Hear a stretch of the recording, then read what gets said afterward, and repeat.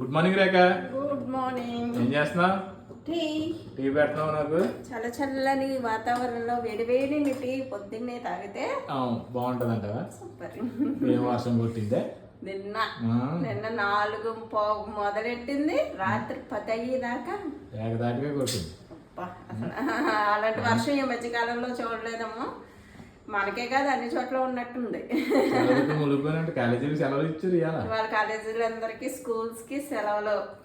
శశి కాలేజీకి అట్లా ఊహించకూడదు కూడా మనం. అది ఎవరికి కాలేజీకి ఇంకా మీకు టీ ఇచ్చేసి టిఫిన్ ఏం చేస్తున్నా? టిఫిన్ మొదలు పెట్టాలి. ఏం చేయాలి, ఇంకా పప్పులేమీ రుబ్బలేదు కదా, ఉప్మా చేద్దాం అనుకున్నా.